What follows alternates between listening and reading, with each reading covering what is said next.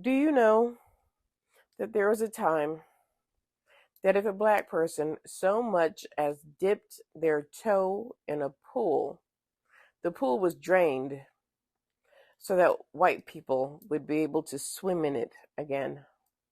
Yeah, true story. And it's a story about Dorothy Dandridge. I'm sure most of you have heard about it already. Dorothy Dandridge was a black actress and a singer. She was the first black film star to be nominated for the Academy Award for Best Actress, and the movie was Carmen Jones, 1954. She also performed as a vocalist in venues such as the Cotton Club and the Apollo Theater. Dandridge was nominated for a Golden Globe Award for Porgy and Bess. In 1955, Dandridge became the first black performer to open at the Empire Room at New York's Waldorf Astoria Hotel. Her success as a headliner led to the hotel booking other black performers, such as the Count Basie Orchestra with vocalist Joe Williams, Pearl Bailey, and Lena Horne. Dorothy Dandridge was known for her beauty, grace, and talent, which helped her break barriers in Hollywood. Also, she was light skinned. Some say Dandridge had a beautiful face and perfect body with mesmerizing eyes and smile. Dandridge's talent and beauty helped her accomplish amazing feats in Hollywood.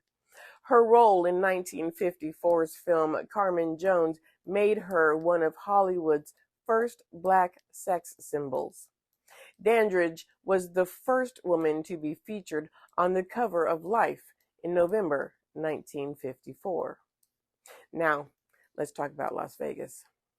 Las Vegas wasn't much more than a Sin Village instead of Sin City in the early 1950s, with a population of 24,000, 1/24th its current total. The city was smaller than Allentown, Pennsylvania, or South Bend, Indiana.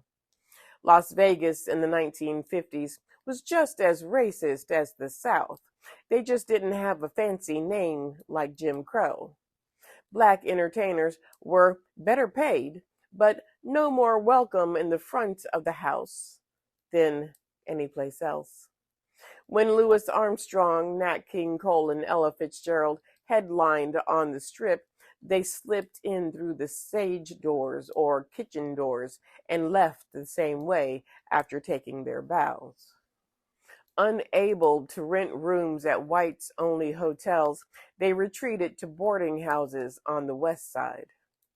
Now, let's talk about Dandridge and Las Vegas.